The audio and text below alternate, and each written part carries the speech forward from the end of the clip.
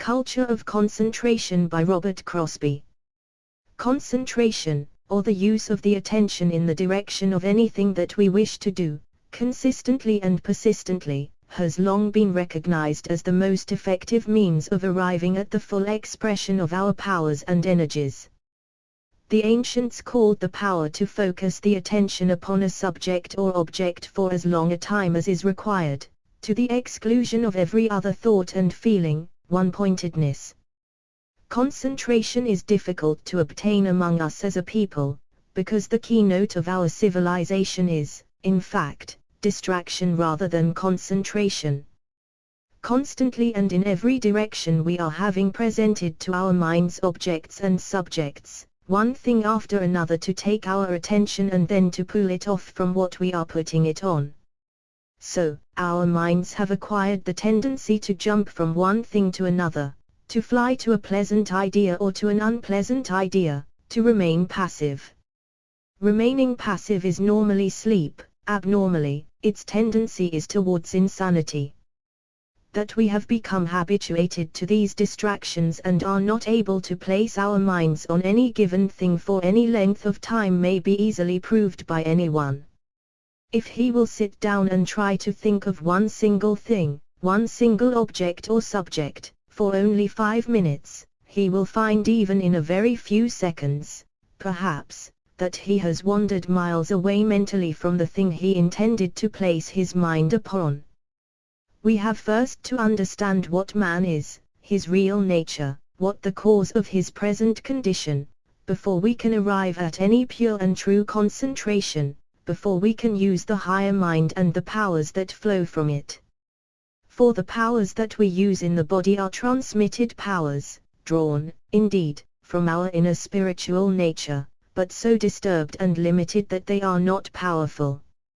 We need to know about our minds, and we need to control our minds, that is, the lower mind, occupied with personal and physical things, known in theosophical phraseology, as lower manas. It is this organ, the thinking principle, which the ancients said is the great producer of illusion, the great distractor of concentration. For there is no possibility of obtaining real concentration until the possessor of the mind can place it where he will, when he will, and for as long a time as he pleases. It is written in the voice of the silence, mind is the great slayer of the real. Let the disciple slay the slayer. The disciple, who is the real man, the spiritual man, has to act as such. He has to stop the switchings and fittings of his thinking principle and become calm in that knowledge to which the consideration of his own true nature brings him. The object of all advancement is the realizatio of the true nature of each one and an employment of the powers which belong to it. What hinders is the thinking principle. We are the thinkers, but we are not what we think. If we think wrongly, then all the results of our thoughts and actions must lead to a wrong conclusion, or to a partial one, at best. But if we realize that we are the thinker, and the creator, the evolver of all the conditions through which we have been, in which we now are, and in which we shall find ourselves in the future, then we have reached the point of view of the real man, and it is only to the real man that the power of concentration belongs. Again, in order to obtain concentration, we need an understanding of the classification of the principles of man. We all have the same principles, the same kinds of substances within us, the same spirit within us. We all contain every element that exists anywhere or in any being. So, too, each one has all the powers that exist anywhere, in himself, though latent. We are all of the same source, all parts of one great whole, all sparks and rays from the infinite spirit, or the absolute principle. The second principle is buddhi, or the acquired wisdom of past lives, as well as this one. It is the cream of all our past experiences. The next principle is manas, the higher mind, the real power to think, the creator, not concerned with this physical phase of existence, but with the spirit and the acquired wisdom. These three principles together make the real man, Atma Buddhi Manas, and these three each one of us is in his inner nature. Our lower manas is the transitory aspect of the higher mind, that is, the portion of our attention, our thoughts and feelings addressed to life in a body. But if our thinking faculty is concerned only with the personal self, only with the body, the powers which reside in the triad, the real man, and the acquired wisdom of the past, cannot force themselves through that cloud of illusion. Lower manas is the principle of balance. It is the place from which the man in a body either goes up towards his higher nature or down towards his earthly nature, made up of the desires pertaining to sensuous existence. Life about us is throwing its impressions and energies upon us all the time. We are constantly subject to them and connected with them by our ideas, our feelings and emotions, so that there is a constant turmoil going on within that inner mind which makes a barrier to absolute calmness and concentration. Then we have the astral body, itself an aspect of the real inner body which has lasted through the vast period of the past and must continue through the far distant future. This astral body is the prototype, or design, around which the physical body is built, and which, considered from the point of view of the powers, is the real physical body. Without it the physical body would be nothing but a mass of matter, an aggregation of smaller lives. It is the astral body which contains the organs, or centers from which the organs have been evolved in accord with the needs of the thinker within. The real senses of man are not in the physical but in the astral body. The astral body lasts a little over one lifetime. It does not die when the physical body dies, but is used as a body in the immediate after-death states. Now as soon as we begin to make the effort to control the mind, and desire to know and to assume the position of the inner man, the effort and the assumption bring an accession of power and of steadiness. We have started something going in the astral body. What were before merely centers of force around which organs were builded now tend to become separate astral organs.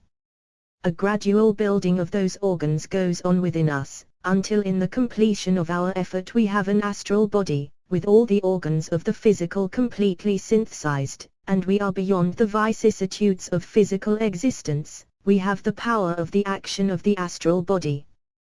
The astral body is even more complete and effective on its own plane than our bodily instrument here on the physical plane, for it has a wider range of action in its 7 supersenses, where physically we have use of only 5 senses.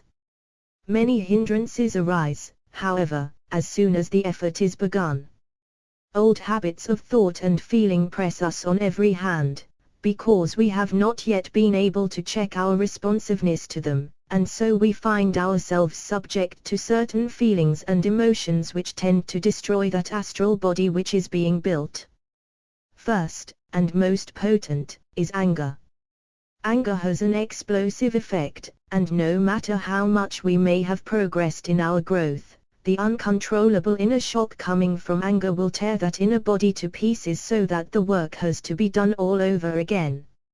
Next to contend with is vanity, vanity of some kind or another, of some accomplishment, of ourselves, our family, our nation, or what not. Vanity tends to grow and grow, until finally we will not listen to anybody and are too vain to learn anything. So, vanity tends to disintegrate this inner body, although it is less disruptive than anger. Envy is another hindrance. Fear is another, but fear is the least of them all because it can be destroyed by knowledge. Fear is always the child of ignorance. We fear those things we do not know, but when we know, we do not fear. We are all a prey to those fears that tend to disrupt the very instrument by means of which true concentration may be attained, but it may be attained. The peculiar power and nature of concentration is that, when complete, the attention can be placed on any subject or object to the exclusion of every other for any given length of time, and this thinking principle, this mind of ours which has been flitting about, can be used to shape itself to the object gazed upon, to the nature of the subject thought about.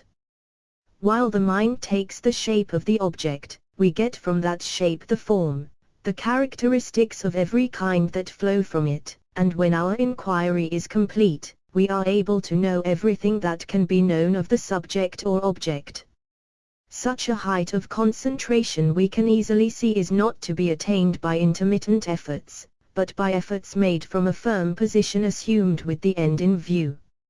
All efforts made from that basis are bound to be of avail. Every effort made from the point of view of the spiritual man counts, because it makes the body subservient to the thinking principle. Other things come about from that true power of concentration. We begin to open up the channels that reach from our brains to the astral body, and from the astral body to the inner man. Then, that which is temporary tends to become a part of that which is eternal. All the planes become synthesized from above down, and all the vestures of the soul which we have evolved from the past become in accord with each other. It is just like the tumblers in a lock. When they work together, the lock works accurately. So we have to bring all the sheaths of the soul into exact accord, and that we can do only by taking the position of the spiritual being and acting as such. The height of concentration is possible to us, but not on a selfish basis. The concentration of the brain-mind stands beside true concentration as a rushlight beside the sun.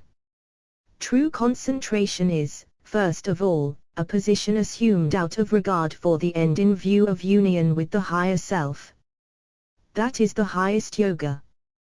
Concentration upon the self is true concentration. And concentration must be attained before we can ever reach that stage where eternal knowledge of every kind is ours to the last degree, before we shall once more resume and wield those powers which are the heritage of all.